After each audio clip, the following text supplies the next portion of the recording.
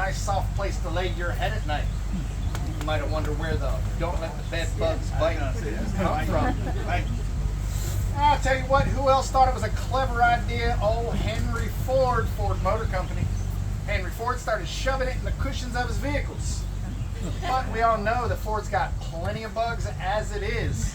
Henry realized it and started using a different approach.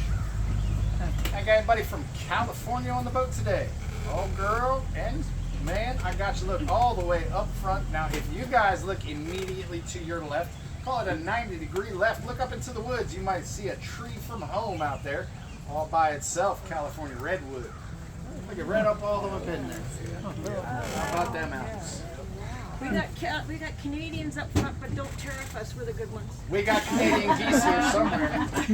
We feed them at We want to be here. to the back of my house. Love it here. Is this summertime for you since you're from Canada? No, it's cold still. Yeah, I was going to say. It's like 58 right now. Feels like 12 here. I miss summertime. This is comfortable. It's not raining, so it's good. I got 3 t-shirts and a long sleeve on right now. About to put this hoodie back on. A few years ago, we needed this tour to be a little deeper after all that water washed out of here. We ended up sliding a huge barge with a giant crane on the front of it. We dug out a nice 8-foot deep channel to float around in. Now, keeping in mind, we were looking to entice a ton of shorebirds. All of the sand that was dug up, put off here to the right. As of this date, this quiet, sandy little beach has already got a handful of sandpiper and a few killdeer nests in it. The really cool part about this beach, no human contact. Not going to see any footprints, beach balls, not one passed out spring breaker. It is going to be a nice little exclusive beach for every single little shorebird to build their nests and lay their eggs and live a long, healthy, happy life. Now, looking to entice a handful of predatory birds throughout your day at Magnolia, keeping your eyes up high. You might see an osprey off to the right up in the air. We've got a ton of eagles, northern harriers, and more red-tailed hawks than you can count. That big bird off to the right, that's JetBlue migrating somewhere. You migrated into Charleston, you landed about 2 miles off to the right. But seriously, that big old bird flying way out to the right, that is the osprey.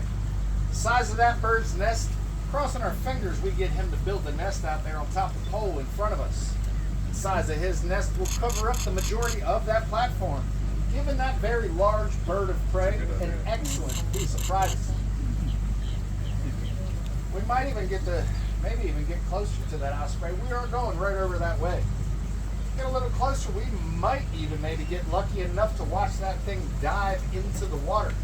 That bird flying off to the right, tiny little thing called a female boat-tailed grackle. Now the male grackle, a little larger, black feathers with a beautiful purplish blue iridescence to them. Oh God. Everything's okay.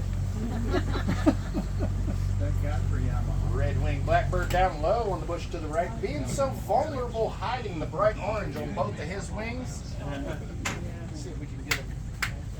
Oh yeah. There he goes. Beautiful little bird.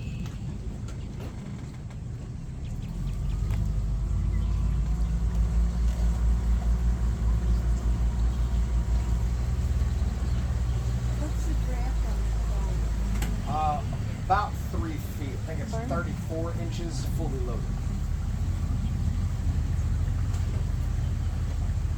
Now from the rice trunk behind us that we just passed, all of the bamboo poles on our left side, from the poles to the wall, all of the water all the way back to the boat dock is less than a foot deep. We've got a ton of long-legged wading birds. We've got a handful of diving birds and a whole bunch of predatory birds. On top of that, we've got a lot of crabs, shrimp, and fish floating around in this water today with us. With all that food in the water giving these birds no need or want to really go anywhere else. Now off to the right, you see that little black and white bird? These little black and white birds are called